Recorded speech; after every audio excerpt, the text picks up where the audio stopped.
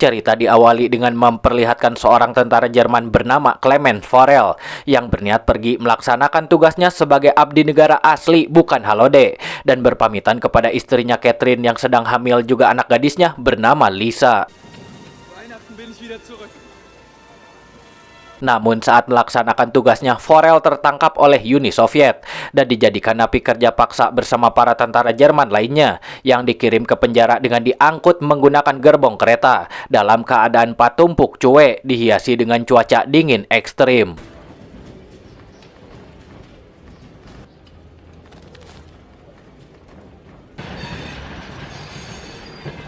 Salah satu narapidana memetakan lokasi tempat penjara kerja paksa, yang intinya kini mereka menjauhi dataran Eropa. Dan jika ada tahanan yang melarikan diri, pasti itu akan menjadi pelarian napi paling mustahil, karena mereka berada di belasan ribu kilometer jauhnya dari peradaban. Setahun setelah kepergian Forel, Lisa mendapatkan surat dari tukang pos yang pengen dicium pipina oleh Lisa. Namun ketika menyadari isi tukang pos itu bau lem kertas, Lisa lebih memilih lari empot-empotan untuk memberikan surat kepada mamanya. Surat itu dari Palang Merah yang menyatakan bahwa mereka tidak menemukan informasi tentang Forel, yang mana hal itu membuat Lisa sedih, murung, dan berharap ayahnya segera dipulangkan.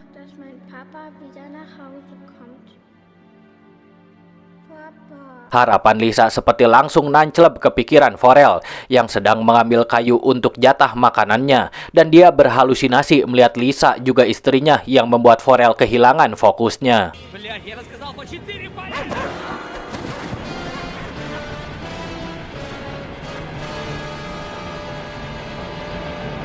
Saya pikir nasi kotak atau nasi bungkus, minimal nasi kucing lah. Ternyata para napi hanya diberikan makanan 2 potong ikan cuek mentah, yang tentu makanan segitu mana bisa mengenyangkan perut mereka. Ngaganjel perut ge kurang eta mah. Sehingga ketika kereta sampai di tempat tujuan, kalian yang sedang menonton akan melihat kejadian yang memiriskan.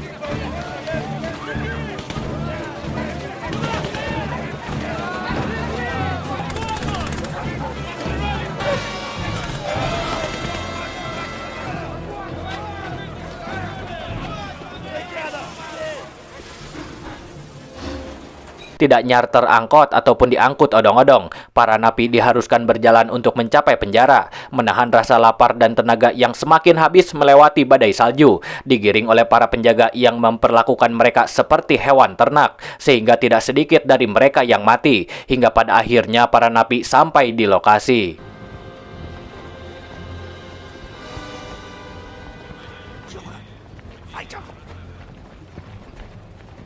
Pantas saja camp ini disebut sebagai penjara paling kejam di dunia, karena kepala penjara bernama Kamenev membariskan para napi baru bukan sekedar untuk kerapihan, melainkan untuk mengetahui siapa saja napi yang sehat dan siap bekerja. Namun untuk yang fisiknya lemah, mereka akan dieksekusi di tempat.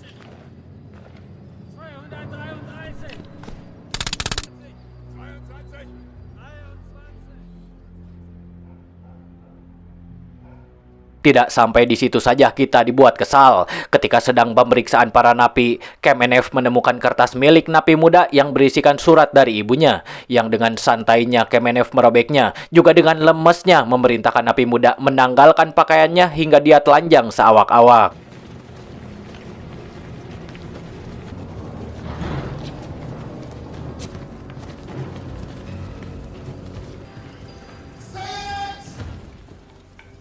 Giliran para napi lainnya yang diperintahkan bertelanjang dada karena mereka akan dibersihkan dari kotoran, kuman, korong, kutu, beolnya kalau ada yang mencret yang bersarang di tubuh mereka, sehingga siap untuk digunakan sebagai pekerja paksa.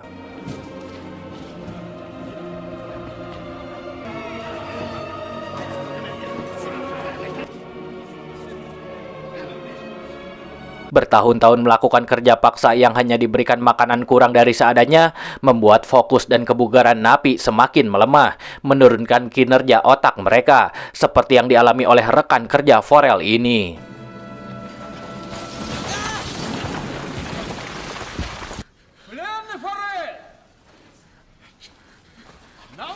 Forel dipanggil menghadap Kemenev untuk membetulkan mesin generator. Karena Kemenev mengetahui dari arsipnya, Forel adalah seorang teknisi, sehingga Forel tidak bisa menolak perintah Kemenev.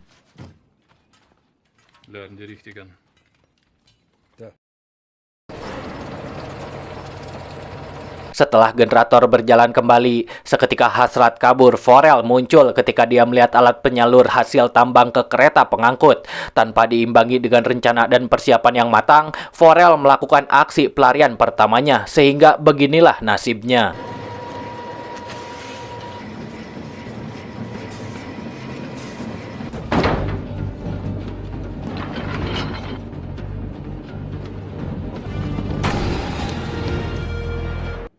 Выходи!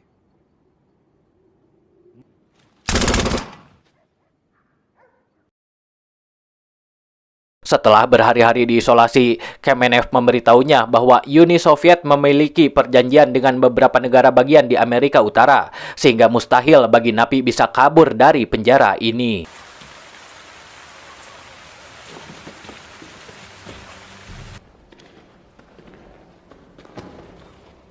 Teman-temannya menyambut Forel dengan tatapan marah sambil memegang alat tambang.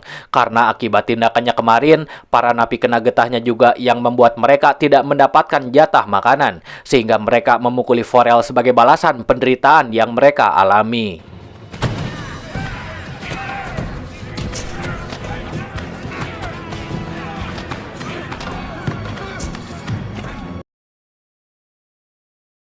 Akibat kejadian itu, Forel mengalami luka-luka yang dibarengi dengan demam tinggi dan dirawat oleh dokter penjara bernama Stauffer, orang Jerman sama seperti Forel yang dipaksa menjadi dokter di penjara, yang menyadari bahwa Forel memiliki fisik tangguh karena mampu bertahan dari semua rasa sakit yang dideritanya. Bringen Sie ihn ins Lazarett.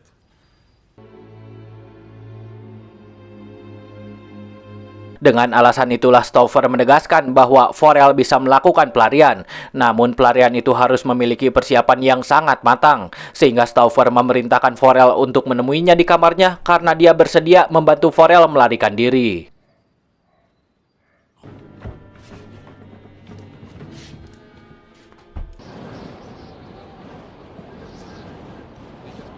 Stauffer lantas memberikan sweaternya kepada Forel dan memerintahkannya untuk kabur malam ini. Dia juga memberikan pistol beserta pelurunya sambil memberitahunya bahwa ada tas perbekalan yang disembunyikan di atas bukit, berisi roti, daging, timbel, pencok kacang, kompas, dan kahuapan lainnya.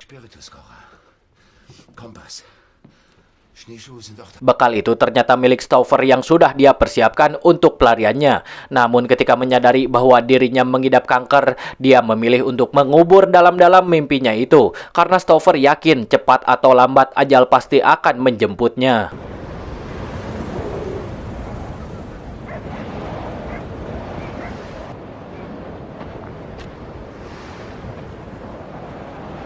Keesokan paginya setelah mengetahui Forel kabur, Kemenev mendatangi kamar Stauffer, tetapi Stauffer sudah bunuh diri. Sehingga Kemenev mengirim tim pencari dengan kereta anjing untuk menangkap Forel, namun sepertinya keberuntungan berpihak kepadanya.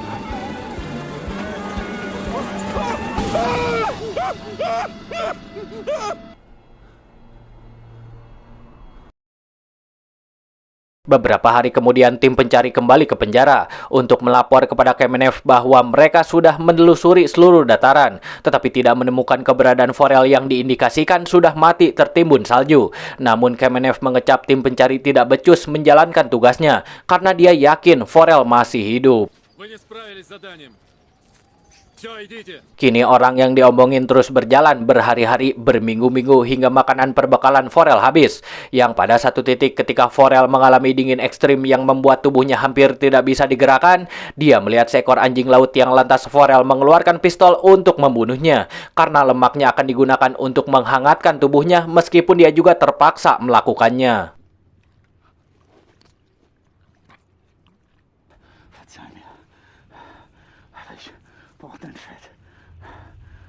Berbulan-bulan sudah Forel melakukan perjalanan melewati lautan beku. Meskipun harapannya kian memudar, Forel tetap bertahan karena motivasi keluarga yang dicintainya, yang pada akhirnya kegigihannya itu menuai kepastian ketika menemukan satu pohon nyonclok di depan yang mengindikasikan bahwa Forel sudah mencapai daratan.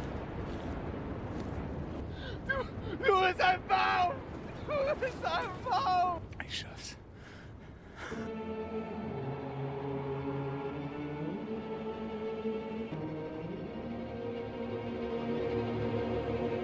Tetapi tiba-tiba badai salju menerjangnya dan meruntuhkan beberapa pohon yang salah satunya meniban Forel. Namun di sana dia ditemukan oleh orang bernama Samyon yang sedang melakukan pelarian dari tambang emas bersama rekannya Anastas, sehingga mereka pun barengan melakukan perjalanan. Frühling, Lieschen. Ich bin auf dem Weg zu dir. Es ist erst ein kleines Stück des Weges, den ich noch gehen muss. Namun ketika mereka sedang menaiki rakit, mereka menerjang arus galak yang tidak bisa mereka hindari, mengakibatkan Samyon si gembul terjatuh dari rakit yang membuat Forel lompat untuk menyelamatkannya. Tetapi untuk Anastas, dia malah ngaleos pergi begitu saja. Anastas hätte mich einfach ersaufen lassen. Danke. Aksi ngaleosnya itu bukan tanpa sebab, karena ternyata Anastas berniat mengambil beberapa butir emas milik Samyon. Meskipun dia mesakin butiran emas juga serakah sekali. Dan dari perkara tersebut tentu pasti akan menghasilkan sebuah kejadian yang mentragiskan.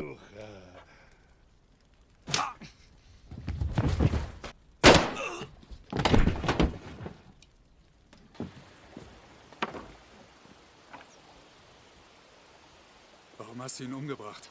Die Wölfe werden das schon erleben. Wir schaffen es bestimmt auch ohne ihn.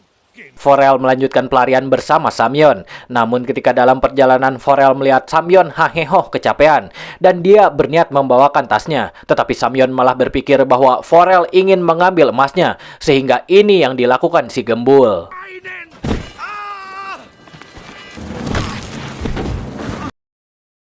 Bangun-bangun, Forel melihat dirinya diselamatkan oleh suku asli daerah sana dan dibawa menuju pemukiman yang tidak terjamah teknologi. Bahkan pengobatannya masih secara tradisional dengan diiringi oleh lantunan lagu ala-ala suku tersebut.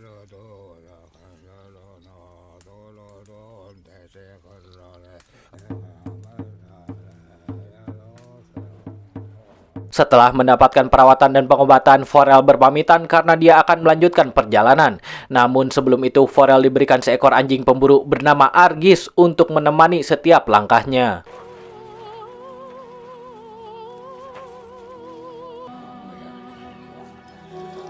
Dari suku mereka kita belajar bahwa kebaikan sejati selalu lahir dari hati, bukan dari pikiran yang mengharapkan imbalan, bukan dari tindakan yang mengejar pujian. Sebab apapun yang munculnya dari hati akan senantiasa menghadirkan keindahan bagi dunia dan ketenangan bagi jiwa. Argish, Harish Tuktirek Bune. Perjalanan Forel yang jangan diomongin lagi pasti capek bersama Argis pun sampai di wilayah perusahaan penebang kayu. Yang di sana Forel bertemu dengan mandornya. Dan setelah sedikit berbincang ria, akhirnya mandor mengizinkan Forel untuk nebeng di kereta pengiriman kayu. Namun ternyata dia tidak sebaik yang Forel duga. Karena mandor mengetahui bahwa Forel adalah napi kerja paksa yang kabur. Sehingga mandor menginformasikan kepada Kemenev yang segera menuju lokasi pemberhentian kereta kayu dan bersiap bersama Tangtara untuk menangkap Forel di sana.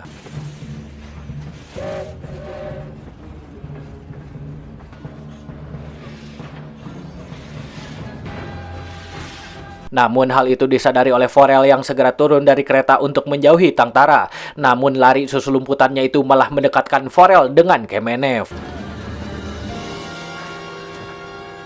Tetapi di situasi kejepit itu dengan sigap, Argis mengorbankan nyawanya dengan menggigit pipi Kemenev, memberikan waktu bagi Forel untuk berlari menyelamatkan dirinya dengan nge-BM di atas kereta.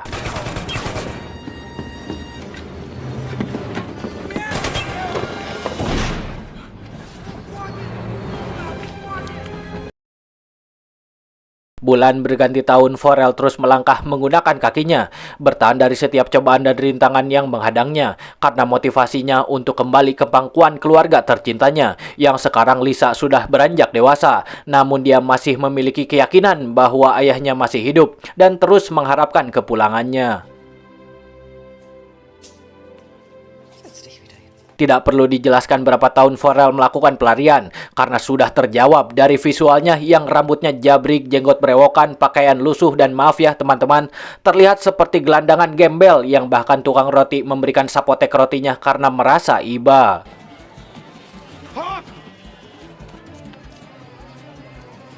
Спасибо.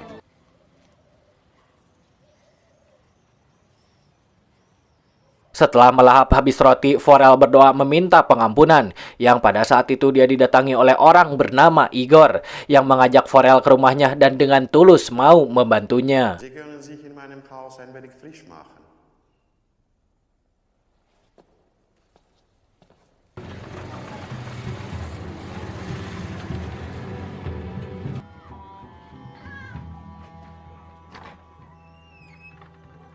Di sini Igor mengetahui bahwa Forel merupakan tawanan Soviet yang melarikan diri, dan Igor berniat membuatkan paspor untuk Forel sebagai syarat untuk menyeberangi perbatasan. Wir brauchen einen Pass.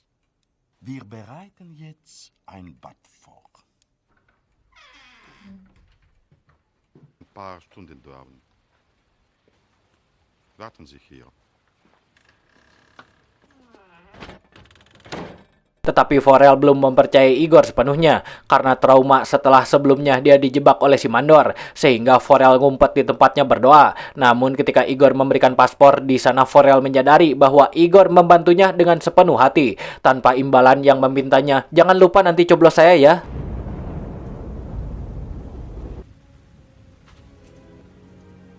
Danke. Sekian lama berjalan, akhirnya Forel bisa merasakan angkutan yang akan membawanya ke perbatasan. Namun truk itu harus terhenti karena jalannya longsor. Hingga alhasil Forel harus menggunakan kakinya kembali melakukan perjalanan menuju jembatan perbatasan. Sesampainya di perbatasan, Forel memberikan paspornya kepada penjaga yang segera berdiskusi dengan penjaga lain. Sebelum akhirnya dia memperbolehkan Forel untuk menyeberangi jembatan. Dan hal itu membuat Forel bahagia. Tetapi tiba-tiba...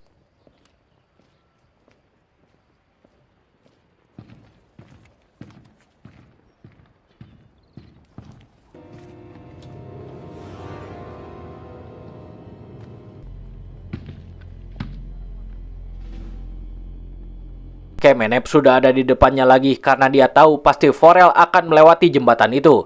Namun di sana Kemenev memberikan jalan untuk Forel sambil mengatakan bahwa ini adalah kemenangannya karena Kemenev telah membuat informasi palsu bahwa Forel adalah mata-mata Soviet, sehingga pelariannya selama ini berakhir kembali di penjara.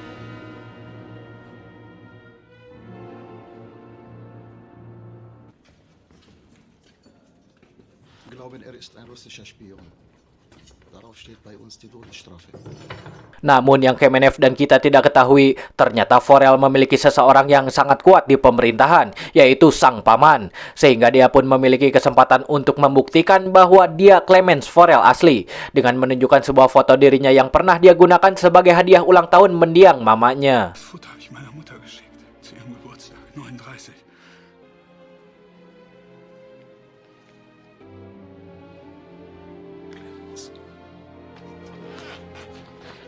Sehingga perjuangannya selama ini yang dibarengi dengan kegigihannya untuk terus bertahan terbayar dengan keberhasilannya dalam aksi pelarian paling mustahil ini. Dan akhirnya dia bisa kembali ke pelukan keluarga yang menjadi motivasinya selama ini.